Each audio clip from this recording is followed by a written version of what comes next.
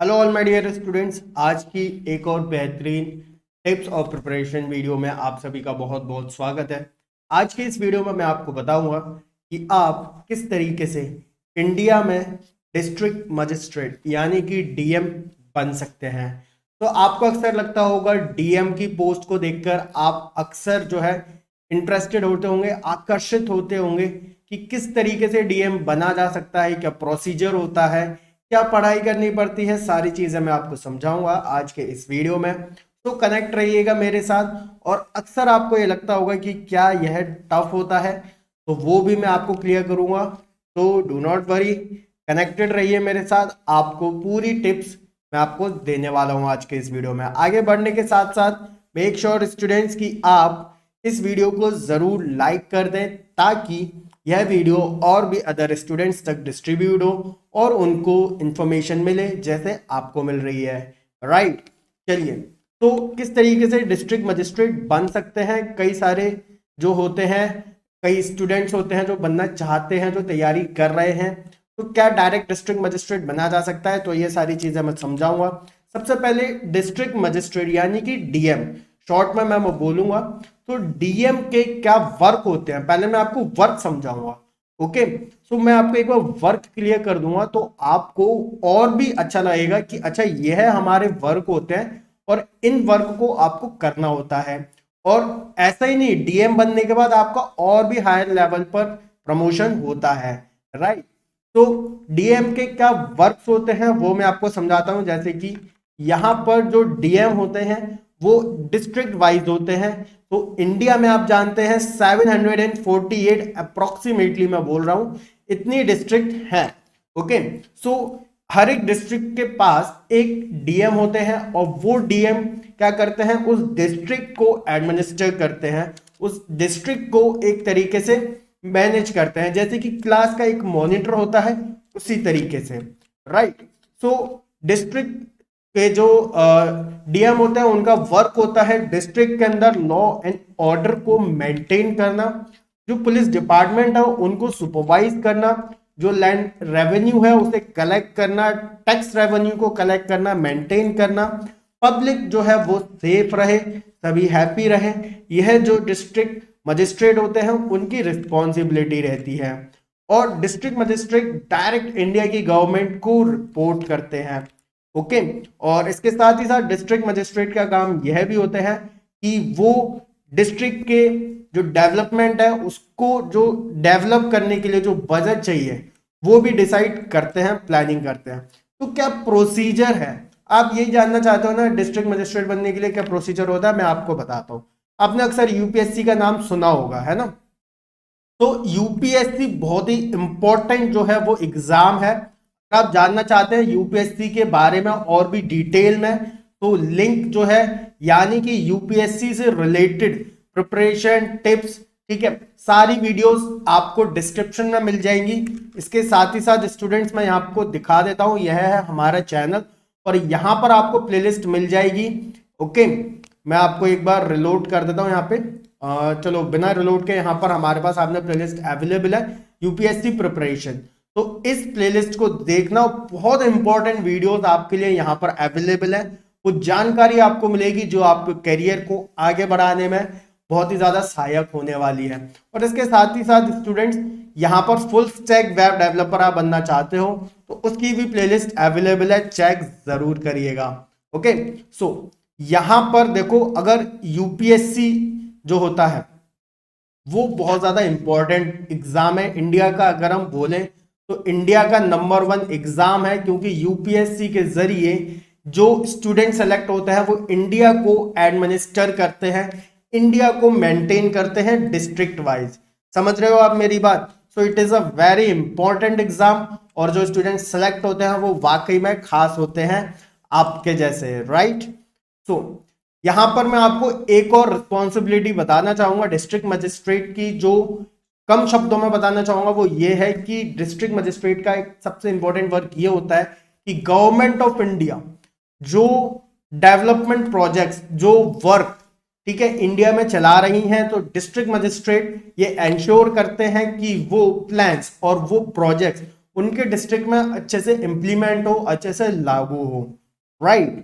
तो यहां पर सबसे पहला जो स्टेप होता है वो आपके लिए होता है कि आपको यूपीएससी क्लियर करना है। यूपीएससी से रिलेटेड सारी वीडियोस जैसे कि एलिजिबिलिटी, सिलेबस, कैसे तैयारी करें, टिप्स, इंटरव्यूज, ये सारी चीजें आपको इस वीडियो के डिस्क्रिप्शन में मिलेंगी, चेक जरूर करिएगा स्टूडेंट्स। ओके, बहुत ज्यादा नॉलेज आपको मिलने वाली है।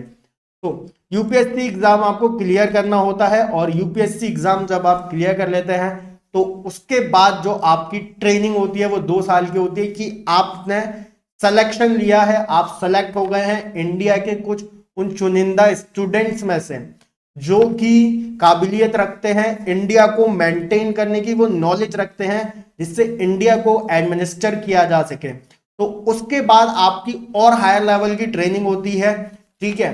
तो वो जो ट्रेनिंग होती है वो 2 साल की होती है। उसके बाद आपका अपॉइंटमेंट हो जाता है एज एन आईएएस ऑफिसर। अब इसके बाद आपको करीबन मिनिमम मैं अगर आपको बताऊं तो 6 इयर्स का आपको सर्व करना पड़ता है as an IAS officer in different departments, ठीक है, इन डिफरेंट डिस्ट्रिक्ट्स। तो बहुत ही अच्छे तरीके से आपको काम करना है, बहुत ही हायर लेवल पर अपना वर्क करना है, राइट। तो जब आप 6 ईयर की सर्विंग कर देते हैं, 2 इयर्स की ट्रेनिंग कर लेते हैं, यूपीएससी क्लियर कर लेते हैं, तो आपकी मेरिट को देखते हुए, आपकी नॉलेज लेवल, आपकी वर्क को देखते हुए आपका एज ए डीएम प्रमोशन होता है, राइट। तो this is a very simple procedure. अभी मैं आपको ये भी बताऊंगा कि क्या क्या फैसिलिटीज होती है डीएम के पास। तो कनेक्टेड रहिएगा स्टूडेंट्स मेरे साथ इस वीडियो में। तो आपको जो फैसिलिटीज मिलने वाली हैं वो फैसिलिटीज जानकर आप और भी ज्यादा अट्रैक्ट होंगे कि हम इंडिया को जरूर एडमिनिस्टर करेंगे, और किस तरीके से करेंगे वो आपको पता ही चलता है जब आप स्टडी करते हैं, राइट। इंडिया में किस चीज की जरूरत है। तो चलिए फैसिलिटीज के बारे में यहाँ पर अगर हम बात करें तो पर्सनल बॉडीगार्ड मिलते हैं आपको, कहीं भी आप जाते हैं तो आपकी सुरक्षा के लिए पर्सनल बॉडीगार्ड आपके साथ रहते हैं। गवर्नमेंट का व्हीकल मिलता है कहीं भी आने जाने के लिए, और जो आपकी सैलरी होती है मंथली वो 56,000 से लेकर 1.7 लाख तक हो सकती है। लेकिन अगर मैं बोलूं तो ये सैलरी वाकई में कोई मायने नहीं रखती, क्योंकि डीएम और बात करें आईएएस ऑफिसर, ये पोस्ट ऐसी है कि इनके साथ जो मर्यादा, जो गरिमा आपको मिलती है, जो रिस्पेक्ट आपको मिलती है वो इस सैलरी से कई गुना ज्यादा होती है, राइट। जो आपको प्राइवेट सेक्टर में नहीं मिलती, मिलती है सिर्फ किधर आपको डीएम और एज एन आईएएस ऑफिसर। तो सैलरी के बारे में आप जान चुके हैं, और आपका जैसा वर्क होता है उसके अकॉर्डिंग आपकी सैलरी इंक्रीमेंट होती है। हाउसेज आपको मिलते हैं, हो सकता है आपको रेंट भी ना देना पड़े रेसिडेंस का, और अच्छा खासा हाउस आपको मिल जाता है। और इसके साथ ही साथ बहुत ही कम कीमत पर हो सकता है, अगर रेंट है तो बहुत ही कम रेंट आपका होगा वहां पे, राइट। एसटीएफ कमांडोज मिल जाते हैं आपको प्रोटेक्शन के लिए।